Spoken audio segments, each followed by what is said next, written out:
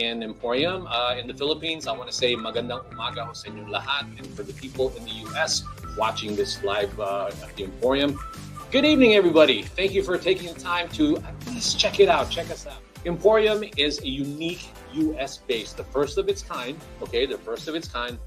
It's a Philippine-made and inspired product showroom and global business center. And its purpose is to create awareness as well as sales opportunities for Philippine-made products, services, and investments in the US market. And Emporium is actually a physical place. Like I said, that's where I'm at right now. It's located at 3250 Wilshire Boulevard, number 602 in Los Angeles, California. So if you want to come and visit, please do so. We welcome you. Just go ahead and let us know when you're coming. Thank you. But what the Live Emporium is, this is one of the tools that we use to create the awareness, the sales opportunities by people watching, and hopefully organically, or what we're doing on social media is reaching other people. And I think it is. At the end of the day, what we want is that awareness creation. Okay, so that's what Live at the Emporium is. And today it is packed full of amazing stuff.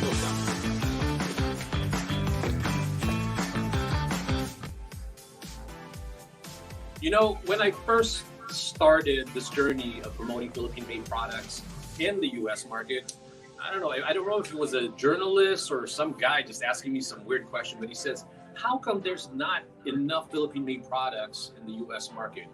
And the day that I heard that question, it's always stayed with me. I'm trying to figure out, why is there not more Philippine-made products in the U.S., right?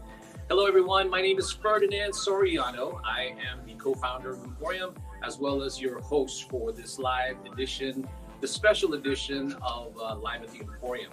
And to me today, it's going to be an interesting, basically show, okay? Because we've got some really good professionals. Now we're billing the whole thing, or we're sort of promoting it as a fun, live, and no filter.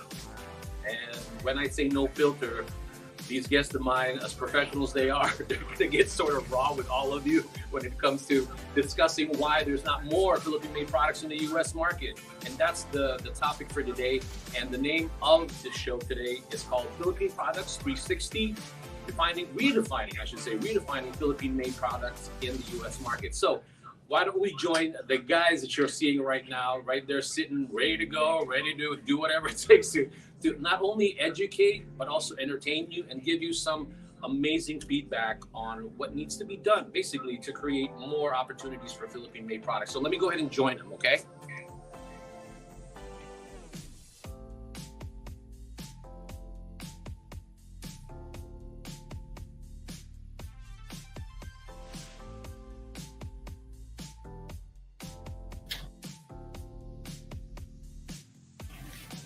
All right, guys, you are live. So why don't we get the conversation started? All right, so I don't even know where to begin. I mean, I don't want to be formal because this is all about being no filter, right? So why don't we just start telling everybody who you are, from right to left. So go ahead, Mike. All right, Mike Pestano here. I'm an independent consultant. My consulting firm is Iron Eagle Management Consulting, and basically what I do in a nutshell is I help bring brands into mainstream retailers from birth to finish. And I mean finish, getting it into the mainstream stores. That's it in a nutshell. It's basically brand management from A to Z. All right, so don't make me go point at you. Just go ahead, man. Okay, I'm Marc Ang. Thank you, Bong, for having me. Super excited for today's show. I'm actually, in this capacity, I'm on the logistics side. So I work with a company called Port Alliance, and we do all like A to Z solutions when it comes to logistics and getting these Philippine products over from the Philippines to the U.S. and dealing with container ships, dealing with all things from rail to ocean to trucking, and getting it to the stores and getting it visible in the storefronts for people to purchase.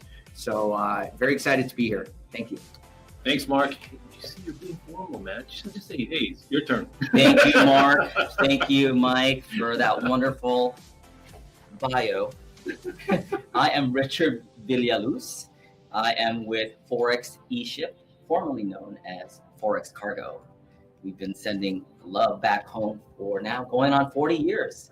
And we're, if you don't know Forex Cargo, which I'm sure most people don't, we're an intermediary, NVOCC. You know, we focus, we really specialize in sending love back home to the Philippines, but now we have a service definitely from Philippines to the US. And we also have other services, a la carte services. We also help brands get into the market in the Philippines, and we help brands get into the market in the US. And of course, we don't have enough time to talk about movies. So There's only an hour there's show. only an hour show, and I have And to this share guy- the wealth. I gotta share the wealth. This guy can talk like Not- wherever. I'm really shy guy. I'm really a shy guy. Yeah, so to me, we should have a 2-hour show. Right, well, I'm- yeah. Everybody for an hour. Anyway, so if you haven't figured it out, the reason why I invited all these guys, not only they're good friends, they're you know, we vibe right away, but they also bring to the table the different factors of bringing Philippine products here. So when you're looking at them, and by the way, we have a special guest also. Mark, Lots you of got to special introduce. guests. Oh yeah, we got Pugsley here, my dog who really wants to be in front of the camera, and also my goat Kambing. I'm big. There you go. Yeah. Dinner. I don't want to say anything about the goat. Yeah. Come bing. Hey, Gabriel, let's put her on the plate. Not quite. Anyway, so my point with these guys is that they bring something to the table that I think a lot of Philippine manufacturers need to sort of, you know, take heed or sort of maybe just take their feedback for what it is, because they've been doing what they're doing for quite a while now. And the feedback they're about to provide us is going to be enormous, like nuggets of wisdom. So why don't we get right to it? And the whole premise of today is not only to educate, like I said, elevate and also empower, but we're also here to hopefully entertain. So if you're watching this and you want to tell us where you're watching, that would be great, so we can get an idea of what you guys think and where we're reaching. Now let's go ahead and start. Now, when I first started it, I said, you know, how come there's not that many Philippine-made products? And this was back in 2013. To a certain degree, that comment, that's a loaded question. There has been Philippine-made products, but it hasn't made that same impact as all the other southeastern countries in the Philippines. I mean, the U.S. I mean, some of these products, right? So that's why I think the question was asked. Now, the first question I want to go ahead and ask, and let's just throw it out there, and whoever wants to respond, okay? So the first question is more like, in regards to branding and packaging, what are some of the effective branding and packaging strategies that can help Philippine-made products stand out in the crowded U.S. market? That's a big deal, because, you know, it's one thing to take it, you know, you compete with your, you know, Southeast Asian other countries, but also all the ones that are already here. So anybody wants to jump in, go ahead and do that. Well, packaging. Yeah, Good thing I know you got started packaging. out Yeah. So Because I have a lot to say about that, which may not be enough. But, you know, along to your point, when you said something you wanting to get more Philippine products in, and I've been thinking the same thing too for over a decade. The biggest opportunities I see are in improving the packaging to where it's for the mainstream American retailer, okay, and the mainstream American consumer, because, you know, the packaging that's being brought over here, from what I've seen in the earlier years, is it caters to the Pinoy consumer, even though they're here in America. But if you want to cross over to the mainstream one that just wants to get an idea of what Pinoy culture is about, you got to put your thinking hat on and think about how that package is going to look for the non-Filipino. I mean, yeah. Well, you know, again, it's so when I speak to brands, right? Yes. And what you're saying is valid. But when I speak to brands, I really ask them, are you targeting the Filipino diaspora? Right? So that's a big Yes. question. So that's an important question. And most really don't know what to say, honestly. You know, they just want to get into the US. They just want to be in the US, you know. A lot of them don't have the bandwidth to be here. A lot of them don't have like the experience, right? So that's why we're here Yes. to explain. But so if you're targeting the Filipino diaspora, all this is wonderful. Yeah, by the way, these are all Philippine made products. These are wonderful. Like Yeah. I have to tell you, the first gen myself, and I consider I'm a first gener, so I this caters to me, right? Yeah, so this totally. caters to me because it's so.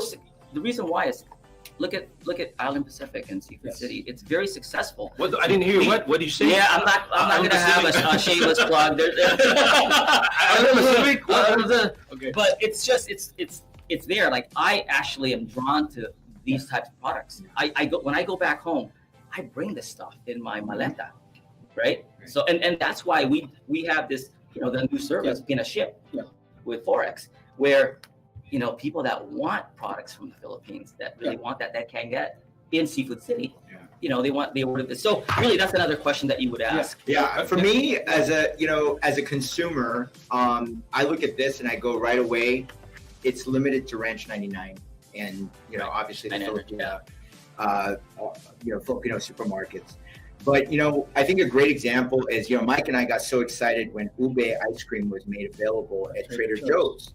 And if you looked at Trader Joe's packaging of the ube ice cream, it was very mainstream. It looked like the other stuff that was on their shelves, leading people that normally would never look at that product to go pick one up. And I think even as simple as font, colors, the simplicity of that packaging versus say a Magnolia or Selecta ube ice cream. Right. It was very just like the words and the purple background and sold in pints. Right. It was good to go. So people can pick it up along with their vanilla. Did you feel that it still had that ethnic? Because the ube, that's very Filipino, right? Ube. It took out the ethnic. It took out the ethnic.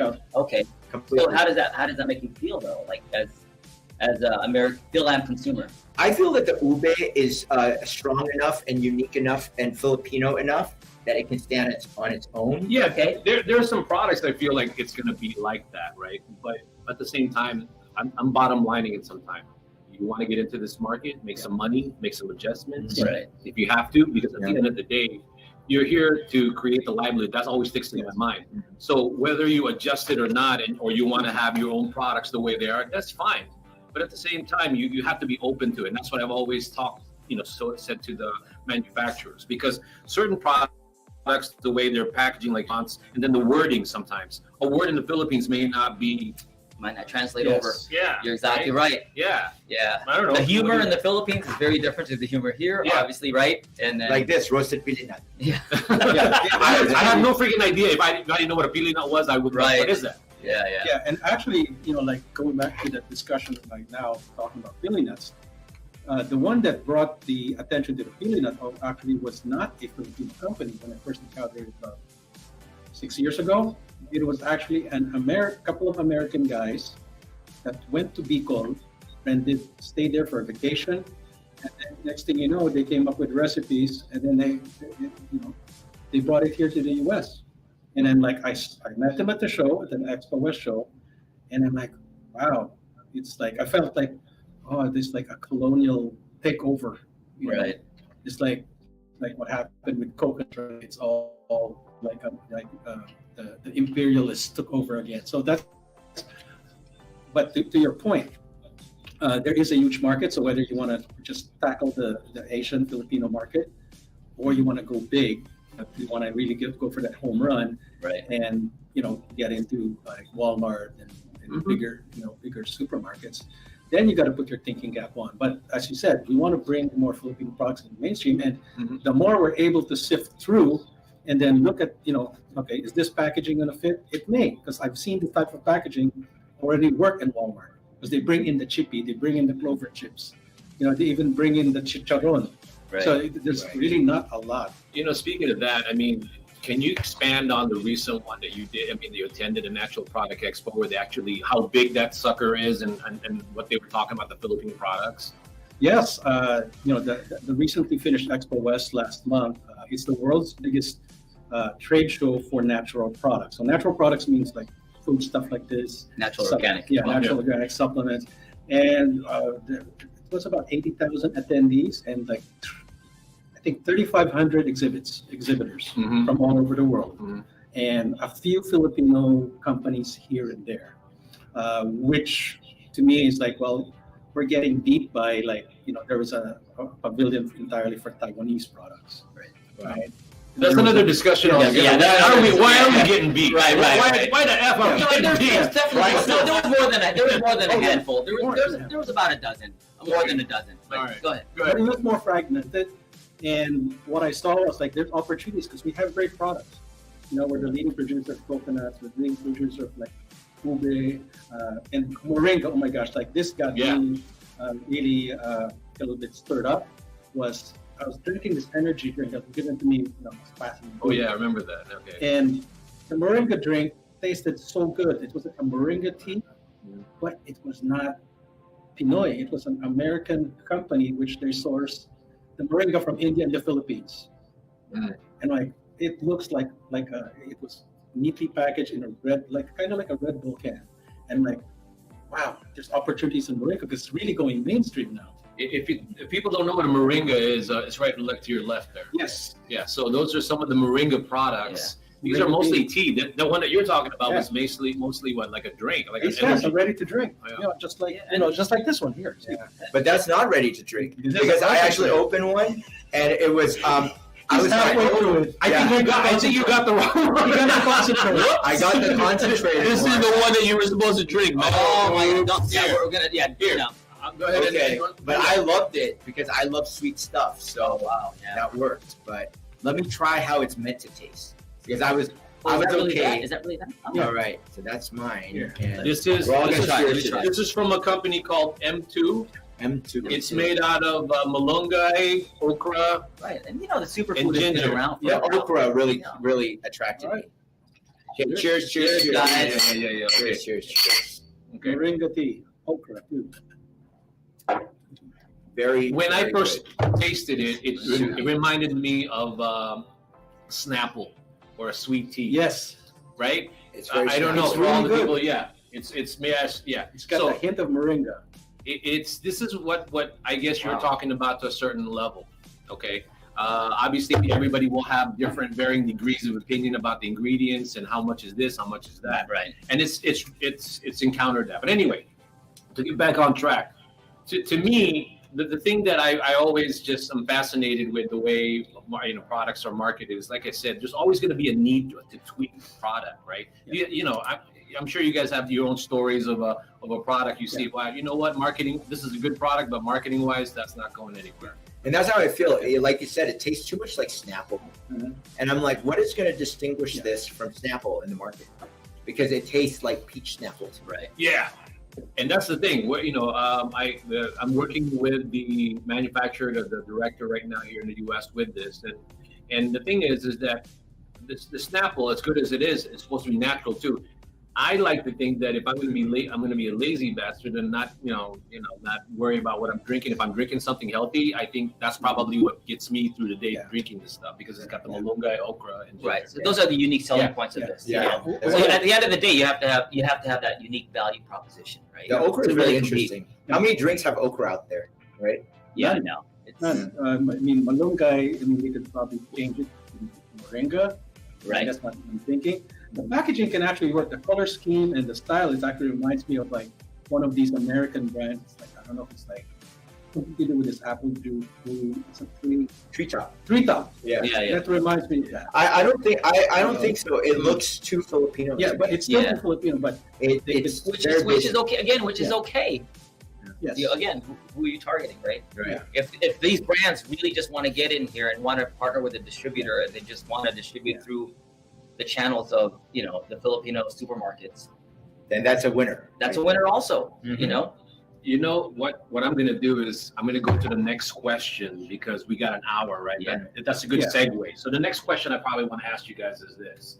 I'm going to go ahead and show the next question, but it basically talks about the logistics and distribution that you just said. So let's hover a little bit on that one. So the question is, in my mind, my question, whoa, the heck? So what are some challenges and opportunities in terms of distribution and logistics for Philippine-made products in the U.S. market?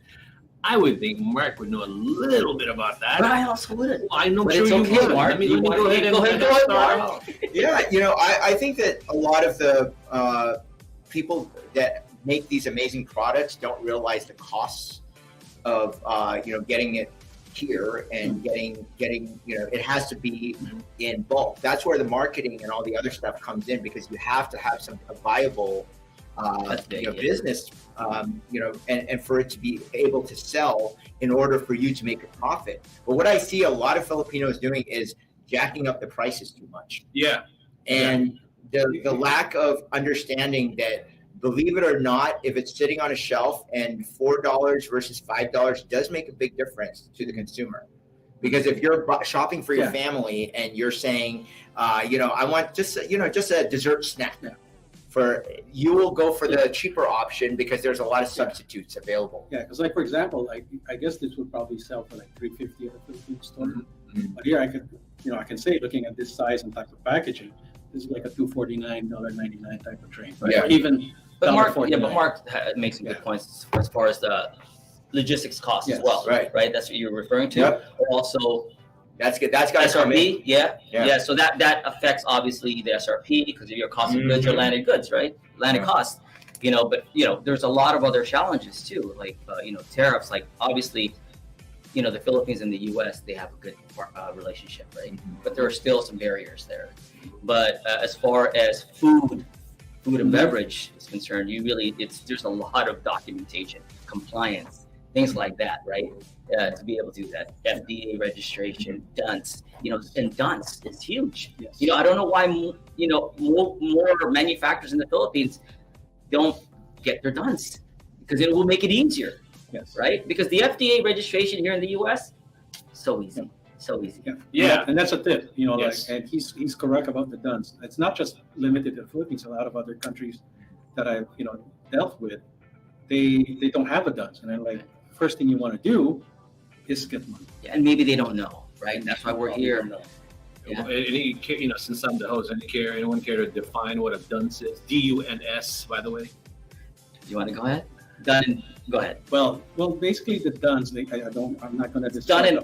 Dun and Bradstreet. It's not DUNS. It's Dun and Bradstreet. It's Dun and Bradstreet. So basically, a company's like when you register for one, it just shows you what your credit rating and what the company is about, and it's registered here in the United States. And they also have have it in other countries as well. DUNS Philippines is there. Yes. And you know what? At the end of the day, in layman's terms, it makes you legit. Yes. Yeah. That's what it is. And it's free to get. Here, let's retract that a little bit. Hold on. We don't want to say it's free 95. No. There may be some costs in the Philippines. I think there is some cost, and it's a little bit more difficult to get a DUNS in the Philippines versus a DUNS in the U.S. So again, there's a lot of sources out there that can assist you, Forex eShip, and other brands, another company. So. And really, it speeds up the process, right? If you do the work in the back end and the front end, then it becomes smooth. And that's the whole thing about working with custom partners like our company, is we ease that process, and we deal with CFS, which is where your shipped goods have to go through a customs inspection. And then from that's there, where you would definitely recommend a firm that wants to do business in the U.S. or the Philippines is to come up, have a customs broker as well. Yeah. See, I feel like when the stuff that I've gotten from the manufacturers, some of their questions are all legit, of course, but I feel like their pain points is one, not knowing who to trust here to use, right, for freight forwarding, and that's why we always try to strive with making sure that we vet the people that we work with. But I feel like some of the challenges is not really getting an idea. At least reach out to a freight forwarder in the Philippines, right? If you're in the Philippines right now, talk to them or even talk to Marc, get a quote on how much it would be. Because at the end of the day, you're trying to figure that out too, logistically, because that's where the pricing that they just mentioned earlier. Because sometimes, hey, I'm going to send my product there, and then, you didn't realize the tariff was going to be X amount of dollars. And by the time you figured all this shit out, excuse my language, but it is shit out, then boom, there goes my margin. But the mindset really shouldn't really be so much, not making X amount of dollars right away in the beginning. Because if you're trying to enter it, that's a learning thing. Your first shipment should be something that you learn from, not necessarily profit from. Right. Right? I mean, I don't know, right? Exactly. That's my thinking. I totally agree. Totally. I agree. Yeah. I think every business should be prepared to, pay a cost for the learning aspect of it through one or two rounds. And, if you get in that mindset, then you won't feel defeated. You understand that, hey, that's a price of doing business, and then I can learn the next time. And you always want to have a process, because I see a lot of, especially Filipino business owners, and make these great products, but the math portion gets lost. And then they forget that, hey, there's a process, and I need to refine my process. Then I can adjust the pricing from there. But if you price it way too high, you're not going to have any customers. And to your point about pricing, and there's this, and this is an ongoing thing I have with Philippine companies and some other companies outside of the US, is their misconception about what a markup is and what a margin is. Amen. So you need to really understand that here, it's not about marking up. It's about gross margin, net margins, and all that. And that's what you need to do your research on. Because the markup is simple, double the price. But have you factored in all the other things that these guys have said? And you want to double the price. Yeah. I mean, for that profit, you're going to end up losing the customers. And do you want to just put it all in an advertising budget? I would prefer that the product is strong enough, like this, okay? Like, I really enjoy this. I take a bite of this. Go ahead. And I freaking Yeah, he's been eating it. Yeah, so Let me taste this. for kissing, that's your product right there. I intentionally did that. See, It Delicious. tastes Sunaku. Sunaku. It's from a brand called Vegetari. It tastes like chicharron for all those chicharron lovers, but you could eat a whole freaking bag and not feel guilty about it, technically. Because it's healthy. Right? Because when I eat a chicharron, I like, oh my God, did I just really devour that? The whole bag. That's really good. Really good. It really is good. Yeah. Oh, and this product, speaking of Seafood City and Island Pacific, they're talking to them now. But I feel like this is those kind of products that will have a wider appeal, and he'll probably have a good size, margin, and be able to say, okay, one is plant-based, the packaging is decent, and the pricing, he just has to come to terms with what is, because there's a lot of the similar products coming into market, but I still think that it still has a unique taste that you could do a little. It's delicious. I love the aftertaste, but I really want to add this is, why are we just looking at Whole Foods, Sprouts, Walmart? I don't know. Why don't we look at, say, Latino stores like Vallarta? And, I think this would be a hit. Vallarta's an awesome store. Yeah. Because of chicharron. Because, the Hispanics have very similar, taste to, Well, that's true. That's true. So why not go there? It depends on the brand. It depends on the relationship with the local distributor here in the U.S. The right? Too. They roast them. Do we taste that too? Right. It depends on who they speak to. These, like they speak to a Mike Pestano type of guy. We got Pinoys going to the Hispanic markets, and they're buying chicharron. But have you noticed that too? That's why I'm saying to you that the opportunity for Philippine-Made products, especially if you know which one, it can actually cross over in certain markets. Like I said, the Hispanic market. Right? And I think we're selling it short. And that's why I tell the people that are Philippine manufacturers, I said to them, it's great that we will have Filipinos tasting the product you want to market to them. But at the end of the day, sorry, Filipino community, the reality is that sometimes, familiarity breeds contempt, at least in my opinion. Okay, that's my opinion. Because then you become too critical of the product. For somebody who's never had chicharron or shrimp, all of this stuff, the pili, they'll go, damn, that's good. And then that translates to more profits, because they're just thankful to taste it. But us being Filipino, I'm sorry, but to a certain degree, we will sort of be more critical of it. And I get that. I get that, right? I mean, you see that all the time. Yeah, but are we saying that this is not on the market? There are. And obviously, if you went to Expo West, you'll see that there's, I'm not saying it's saturated, but there's quite a bit of brands and manufacturers out there with some delicious, like you'd be like, blown away, right? But again, depends on your target market, right? That's from the target market. Right. So this one is, if this company is actually speaking to Seafood City, then kudos, hopefully they're in there. And I think they need to do some updates on the design, because this definitely looks like a Filipino branded. But I think it's very simple. All you have to do is simplify, change the font, Yeah. and this could be very marketable to mainstream stores. Especially like something like, like more of like a. I actually like the logo. The vegetarian is that already a We very good changed logo. the font could be Yeah. played around with, on this one. But that's definitely for those people that like plant-based stuff, the organic foods. This is definitely a winner. Yeah. And it tastes You're not going to delicious. believe this, but just really quick, Mike. Yeah. The same company actually has, believe it or not, plant-based liempo, lechon, and chicken in the style Wow. frozen. Okay. And I'm That's a huge excited for opportunity. that.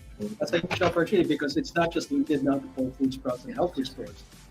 Every grocery that I talk to, Vegetarian. they're looking for sustainability, Mhm. plant-based, healthy lifestyle. Mhm. That's, especially from what happened in the last few years. Now they're making it more emphasis on like giving people better choices, even though you're not claiming to be a health food, in itself. But just a few tweaks in there can fit that. I agree. Yeah. And before, I'll end that question with logistically, again, the challenges. I feel that one, it's a challenge, but it's just a matter of education, really, because some of the things that I've encountered through the years is that, okay, I ship the product here. Maybe I don't have a big presence yet, or I don't have a deal, right? And that's one of the actually things that Emporium is trying to do is bring products in here slowly but surely. Really educate yourself on the classification of your products, the taxes of the products, because those are going to be the critical part of trying to figure out what your expenses will be and how you're going to price it. And then, casually look in Amazon to see what's priced similar to that. Speaking of Amazon, Exactly. Right, here's right. my Amazon guy. Yeah, he's the guy. Okay, so that's why I kind of segue that over there. But okay, we'll go into the next question. But that's what I want to end with, the logistics part, because that's going to play a big part in how you guys are going to price your products. Right. Okay. So the next question, let me go ahead and pose it on the board. This is right up your alley. That's why I set that up for you. Perfect timing. The question is, how can Philippine-made products effectively market themselves in the U.S. market, especially in the area of social media and e-commerce? Take it away. Bam. Man, it's you, man. It's you. me. Yeah, it's you. Again, it's with the pricing and if you're focusing on Amazon, again, the target markets could be very broad, right? So you have the Philam, you have the diasporas. The opportunity is endless. So when I focus on brands in the Philippines, whether they're export ready or they look very Pinoy, I myself, I'm actually looking for the more Pinoy because of that's my strategy at that point. Well, Okay, so that's my strategy at that point. Mhm. Okay, there's another aspect to it, that we can get into. Obviously, that's another conversation, or it could be a conversation that we can have now. But but Philippine products that they sell, let's just say at a drugstore in the Philippines, that's very popular. That's not offered here. People are looking for that product, so I'm going to list that product on Amazon, right?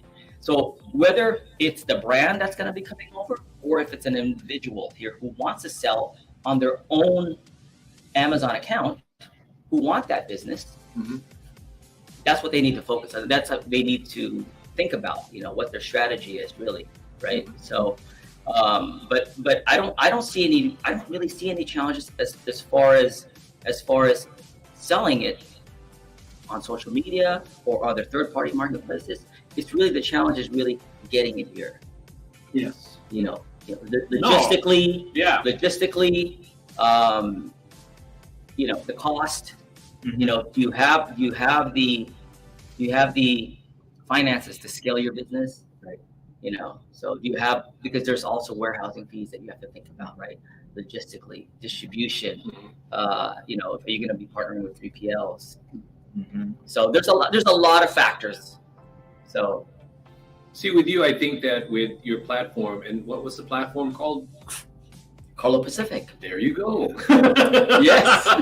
This platform, you just check it out, because I always want credibility and for you guys to vet what we're saying here. And Richard is amazing what he does. This guy stays up late making sure certain products, and I get what he's saying in terms of what he likes the Filipino stuff, but he's not technically marketing it to Filipinos. Yeah. So that's the thing. So I like that part, and his specialty is in the e-commerce line when it comes to that. I mean, he does other things, but at the end of the day, that's what I look at him as far as getting some feedback on it. But how about you? What do you think of what else we need to do? The question again is, especially in the area of media, social media, and e-commerce. Well, it's a very important segment. I just had a meeting yesterday with 8 of the brands that I manage, and the biggest discussion now is like there's a big shift going over now towards your own online presence. And what they're finding is that you get more bang for your buck, developing and selling your own brand through your own channels. So whether it be Amazon or through your own website, because one, you capture the customer on your own, right? Because if you're just going to rely on like Whole Foods or the Kroger's, all these big supermarkets, what we're finding is that yes, it's important to get into the brick and mortars, but that where the world is heading right now, and these are American companies that I'm talking to, they're seeing the shift where that's why it's so important. Okay, that you have a presence on Amazon, but then that's where the social media influencers. Actually, these companies actually pay social media influencers to pitch different types of products. So you really need to get up to speed with your TikToks, with your Instagram, Facebook. It's kind of, you still have it there, but based on what you've also experienced, where you get more bang for your buck, doing Google SEO, Amazon sponsored ads. That's where it's heading, and that's where the opportunity is for Filipino brands, wherein like you don't have to pay somebody $150,000 to just figure out how to get into the American market, and some companies have actually done that. Paid $150,000 and got no results out of it. Right. Like, I think as a consumer, I really look at, these days, everything is Yelp, right? It's social proof. It's when people say, oh, this is good, and that makes me look at a new product and try something new when it's a recommendation from a friend. And so the world has shifted from a real top down, like you said, people paying $150,000 for an ad campaign. Yeah. That's almost become obsolete. It has to be bottom up. It has to be user crowdsourced. Yeah. And that's when there's a good product now, is that word of mouth. Yeah. And we're seeing that more and more. Yeah. Yeah, no, but at the end of the day, every valid point, strong online presence. Mm-hmm. Okay. If you don't have any followers on your social media, get your family and friends. Get it going, organically, just get it going first. Don't spend money to get those likes. And then leverage influencers, like Mike said, leverage influencers. SEO is so key. You have to have a strong website, first of all, first and foremost, very information driven, right? So, because that gets you on Google and gets you the backlinks, on your social media. If you have food, put recipes there, and then, attach your brand to it. And then you'll have backlinks too, especially on your website. Have the recipes on your website, have a blog, right, on your website, and that will create backlinks that will take customers like myself. So in order to do that, you really need to know your selling points. Yeah. You need to know, and it can't be like, oh, I'm the greatest at everything, right? Focus on 2 or 3 things that really make your product, strong and that's going to click with the users, and then highlight the crap out of it. Right. And there's an actual experience that I got from Expo West last month when I actually presented to one of these big national chains. And one question she asked me, aside from tearing apart the packaging, which I'll tell you guys later, first thing she asked is like, how many total followers do you have across all social media platforms? And I'm like, I had to be honest, and I said, it's under 1,000. And she looks at me, under 1,000. And is that in the US? And I said, no, it's in another country. She says, I don't care if it's the best thing since sliced bread, but if you don't have any followers here in the US, how are Yeah. you going to expect to drive business into my stores? And I'm going to put a lot of space and investment into your brand. Tell me how you're going to do that. What is your go-to marketing strategy? It's, And I'm like, it's tough. Yeah. whoa, you don't have to be that nasty. A lot of brick and She mortar. got raw on you, man. Yeah, but it's the truth. It is the truth. Oh my gosh, how are you going to drive the American traffic, American consumer? You know, that it's unless you have that really unique selling point or unique selling ingredient, you know, that you know, nothing proprietary, but Yeah. just something unique, that blend that nobody can emulate, right? Yeah. So I think, you know, when you guys were talking about influencers and things like that, and I, you know, that's all about the marketing budget too that falls into that. Mhm. It's not the campaign anymore, No. but now instead of an ad campaign agency, it's going to be more like social media manager that you got to have to be able to do what you guys just said. Yes. And to me, you know, this is a plug for Emporium. For us, it's really also very organic that we understand all that. That's the reason why a lot of the times we're trying to work with some of the social media companies or social media managers of a lot of these brands in the Philippines and figure out a way to coincide with what they're doing and sort of sink in with what Emporium is trying to do. Because at the end, the way I'm trying to do this is that we're trying to put Emporium in that mindset where now you can say your products is in the U.S. You know, a small way to even distribute the products even before you get to these guys. Yes. Because the reason why these guys are here is because when you get to the level of talking to these guys, you are already at that certain level of volume. But that's why, to me, I feel like we still need to encourage a lot of the Filipino manufacturers to just try it anyway and do baby steps. And that's the reason why all these things that we're doing is trying to educate you with that. So you guys want to end that question with anything else interesting that you guys Good. want Let's move on. What I would, just to finish off on this particular segment, is let everyone know that there are success stories I've seen. And it's not just from Phil, but they are Phil-Ams, but you know, they took recipes from their Lola, Nanay, and they made it into a successful brand that got into several national chains. And I met one of those brands, and he developed his own following organically here before he got accepted. So don't be discouraged. Like you may have something like a hidden recipe, a secret recipe that may just stick with the palate of people here, and we've seen that at the show. I mean, I saw like at least 10 companies with different chili crisps. Yeah. yeah, oh yeah, So that's just I love them all. yeah.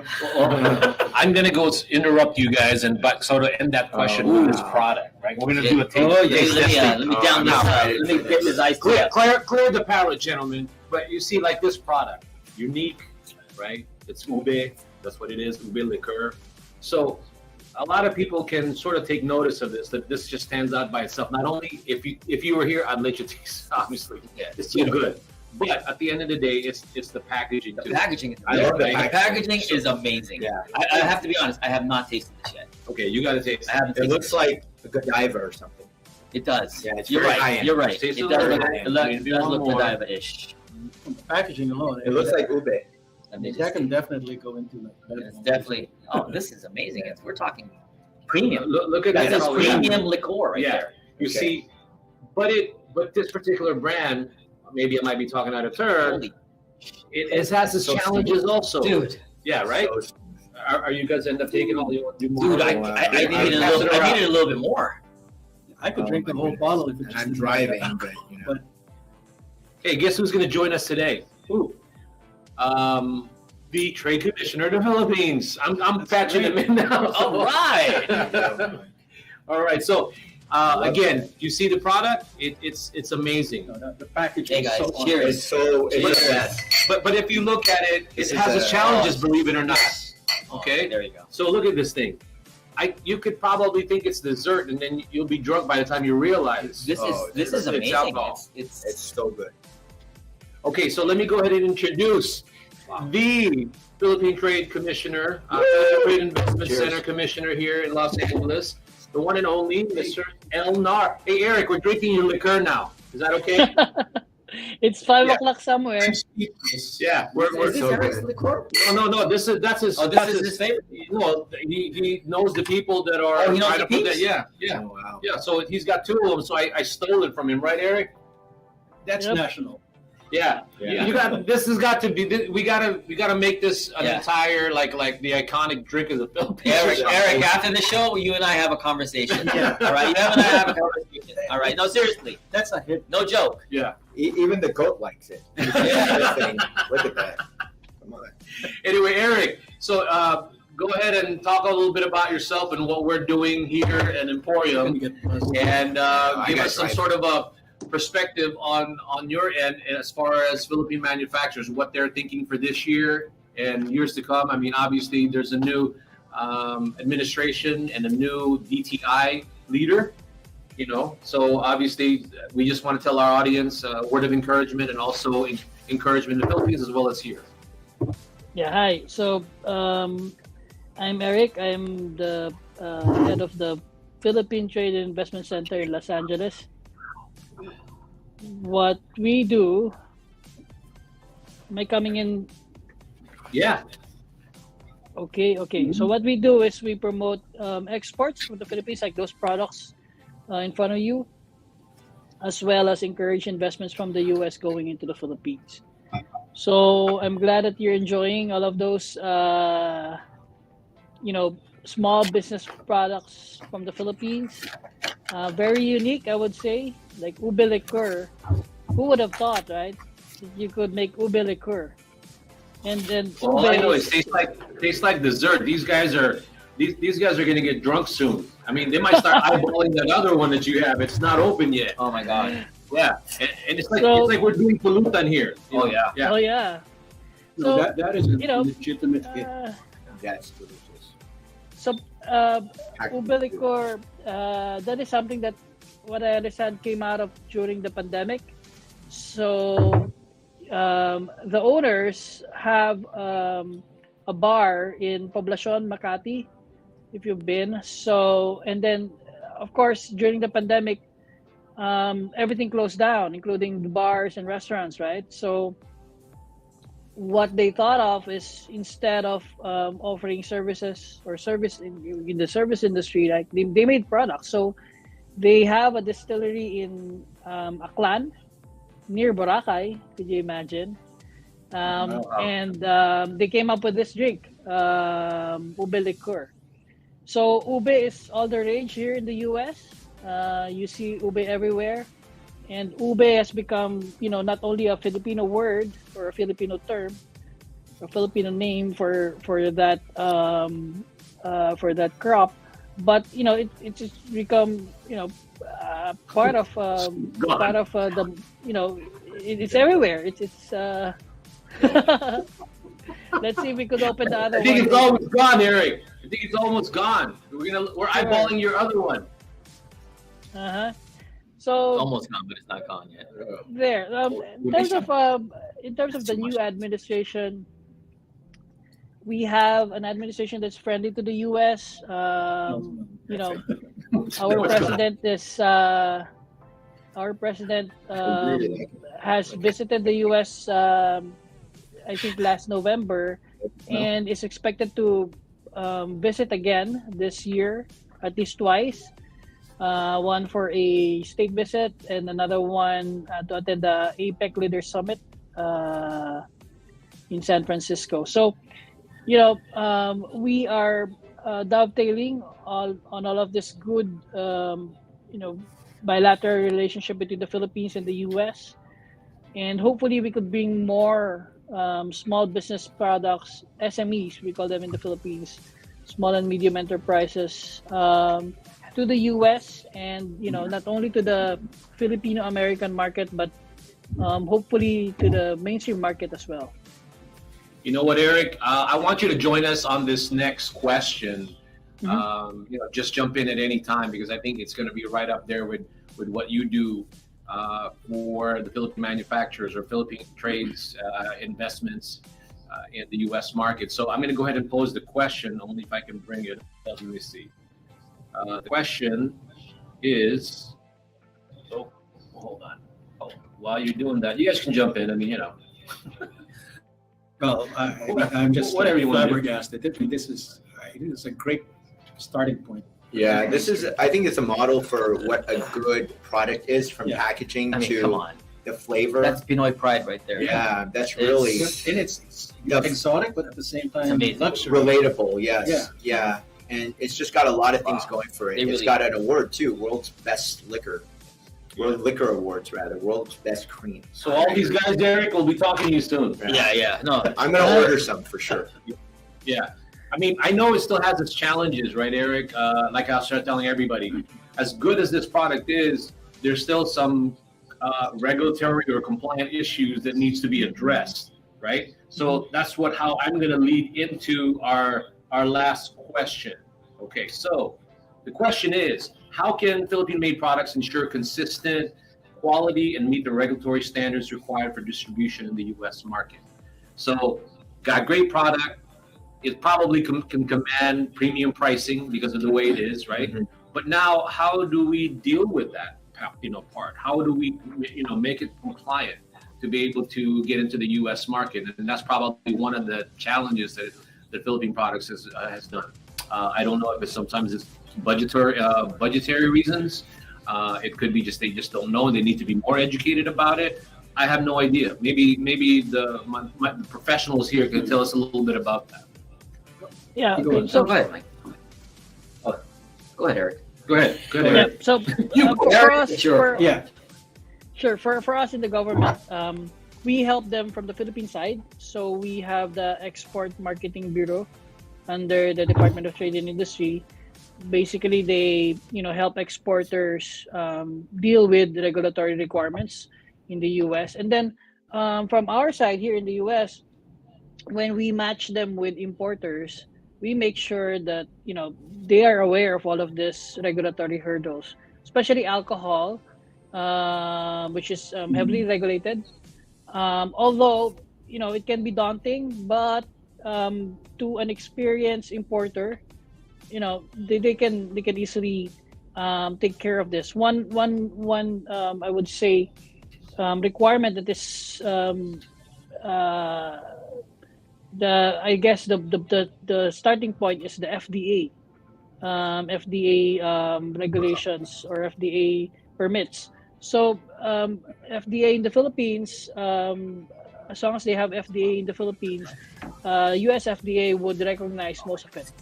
So that's they're already halfway, I would say, if they have FDA compliance. And then we help them even with product development, even with packaging. You've been raving about the packaging.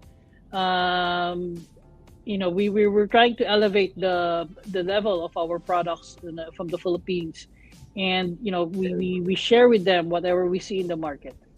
So those are some of the things that I could share, and I'm sure our experts there have a few things also to contribute. Yeah, I was thinking actually that, I think a goal should be to move a lot of the production here. So if you wanted to have an American presence, instead of trying to import the liquor Yes. from the Philippines over here, just have the recipe here and then produce it in an American soil. And then that would bypass all of the need for dealing with customs as well. And then you can also probably have economies of scale if you have a location here. So these are type of things that always think out of the box. But I think that's where a lot of the product developers really need to put their mind in what is the easiest and simplest and cheapest way that I can make my product and get it to the customer overseas. If I can Another quickly option. comment on that.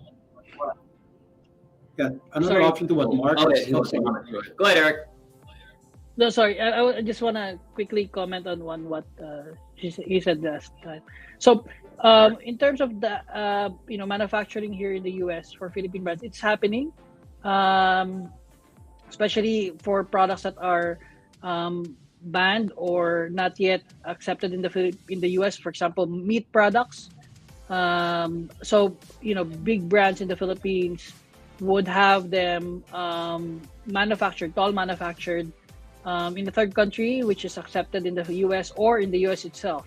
So yeah, it's already happening, and it's really an option. But of course, for me personally, I would want the products really to come from the Philippines, because when it comes from the Philippines directly, it helps a lot of people have employment. It redounds to our economy. It gives a lot more value, I would say, to the Philippine people. Not to discount that option, and it's also important to consider that, especially when you're brand building in the US. So instead of other people using your brand, or maybe other people copying the key aspects of your brand, then might as well have it all manufactured here, if under your brand, if that's the only option that you have. Yeah, go ahead. No, I about to say something, sir. I agree with both Mark and Eric. I actually agree, because I've had experience with a few brands and manufacturers that actually had the opportunity to do what Mark said and what you said. Mm-hmm. And with ours was with a meat company in the Philippines, and we had the recipe. They want us to look for a canning company here. We found one, not a problem, meat. But the thing is, we were like, most of our consumers and our clients, and myself included, really wanted the authenticity of that Philippine product. Is the taste going to be the same? Yes, the recipe is going to be the same, but the meat's going to be different.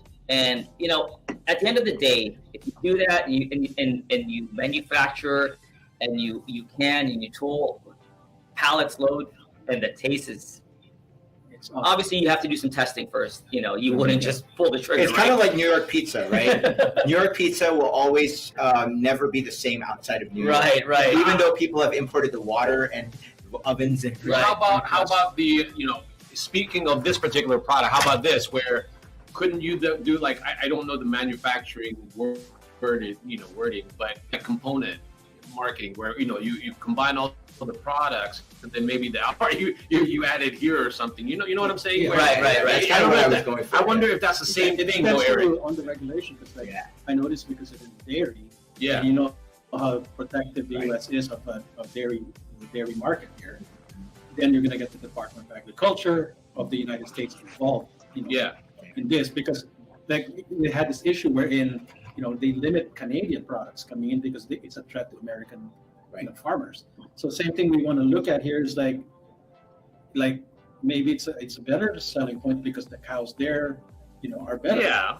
But then we will have to look into the USDA's It would have to regulation. depend on the You'd have to do what that. is necessarily the cream concentrate. What is that exactly? Yeah, because here's my thought. Okay, good or bad? I'm just thinking, like, for example, That's just my opinion again. But sometimes when you when you go to Panda Inn, right? Okay, you notice the Chinese food.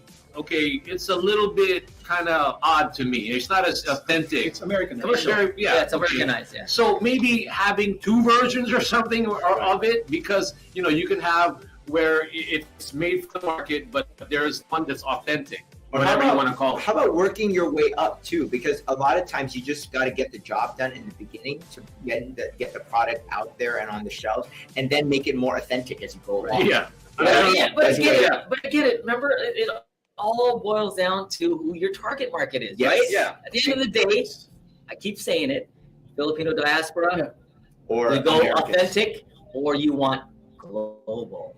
Yeah. So I see this as a global brand going. All the liquor stores in the bars. Yes. When I think about the livelihood, the fact that the main ingredient is the ube. Yeah. I still think you're touching on creating the livelihood part of it. You're still creating that because what's the trade-off? I don't know. I'm not good with numbers to a certain degree. The trade-off of the amount of ube that you'll sell, and then maybe skimp a little bit on the other side of it, but you're selling so much ube, right? Because it's authentic. Then that may make up a little bit of the fact that maybe it's made here. It's for every company to make their own decision. And I just want to say this about Jollibee, for example. Jollibee came here, and their food is very different from the Philippines. special, and the pavo tastes a lot less sweet in the Philippines. So they adjusted to the market here, and their flagship product was the Chicken Joy. Great one. That's great one. You know, we have the same thing. We have the same thing. I was going to use them too, just like San Miguel. So the reason why Jollibee is so successful because of the brand itself, right? So they focus first on the Filipino diaspora, right? That's what they focused on, that diaspora marketing. They really adjusted their menu to the American. Yeah. And you see it in social media now. Yeah. Oh my gosh. And non-Filipinos, they just so many influencers and YouTubers are all about that crispiness of the Jollibee, but and also San Miguel. Though. Look at San Miguel. Yeah. They found a niche. They found a niche. It's more of a premium now. Yeah. They market it as a more premium beer brand. And that's not like that in the Philippines. Right. It's like the Bud Light. Yeah. It's Bud Light. I like it. It's 12:59, and these guys can go another hour, but I promise that we do it in an hour's time. And Eric also has, I'm sure, appointments also. But I just appreciate for people watching it live now or people who are going to watch this recording, I'm going to market the crap out of this interaction here because we have a lot of nuggets, again, going back to what I said originally, that you guys should take into consideration. But we're going to do a lot more show. Hopefully these guys will have the time to do it. But I'm sort of done with, very formal discussion. I would rather have these sort of, we're just shooting the shit or the breeze, whatever. Yeah. And because then hopefully you share this, tell everybody else, but that's what we intend to do. We want to be educating a lot of people, but entertaining them, but being real as opposed to the opinions of whether the product is great, the product sucks, or all of that. At the end, by doing all this, hopefully we can uplift the brand, the Philippine brand, and create more livelihood, which is that's the bottom line. I don't give a crap about awareness. I don't really give a crap. I'll say that again, or I even go to the point where I don't give a shit. The reality is that we need to sell products so that you can create the livelihood in the Philippines. All the talk about awareness, that's amazing, but we need to do that. Can I say something though, really fast before? We all have the passion. I can feel it. I can feel it from Eric, all of us. Well, Eric, he's the commissioner, so it's part of his job. It's part of his job. But for us, I feel that the passion of giving back to the Filipino community, I think we all have that in us. Important. Yeah, it's whether it's a corporate responsibility, social responsibility, whatever it is. But I'm not woke. Ditto. You're not woke. No woke. All right. If you guys want to say something really quick, go ahead. Mike, you want to end it? Thank you so much, Ferdinand, for inviting myself and everyone here. It's a great opportunity to open the doors to discussion on how we can really help and give back to our community in the Philippines and to help those budding entrepreneurs. Who knows? You might come out, be on Shark Tank or even better. Yeah, right. Yeah, and I just want to say, make those great products and, work with people, leverage others that know what they're doing, whether it's me on the logistics side and getting these products over here or the marketing minds that we have here to package it so we get to maximum end users. Richard? I said what I said about the passion, giving back to the Filipino, but at the end of the day, if you haven't subscribed yet, subscribe. Smash that like button. Share. Hit that bell. So can share. But we really thank you, Ferdinand. Thank you, Eric, for having us here. Thanks, It's awesome. Eric, you want to say something before I end the show, my friend? Sure. And I would apologize on behalf of Ferdinand. That's not his usual choice of words. It's really the Obelicor maybe talking, but honestly, I think more than the Ubilicor, it's the passion. It's his passion to promote Philippine products that's really talking, and it shows. No, it was. Thank you for having me. Yeah, it was. Yeah, the Baileys. No, but it's really good. I mean, I just say that because at the end, I've been doing it for a while, and I see the struggles of some of the Philippine manufacturers to get into the market, and awareness is critical. But in the end, we have to always drill down, how do you sell it? Basics. The basics of it. Because it's just like when they were in the Philippines, when they first started their business, they needed to understand how to do that there. But now they just have to understand, go down to the basics and do the same way. How do we do that? How do we create those buying opportunities for that. But Eric, thank you for being, a sport. Thank you for giving us your time to give us perspective on the Philippine trade and investments. The status there and what they're trying to do. So with that being said, I hope you guys will continue to tune in. Our next show will be about live selling next week, and then we're going to be attending a pop-up event in San Diego where we get to promote these products at an actual pop-up event. And those are the little marketing things that Emporium is constantly trying to do and figure out, trial and error, and how to promote Philippine-made products and be cost effective and hopefully sustainable. So with that being said, guys, I will say bye-bye. Bye. Take care.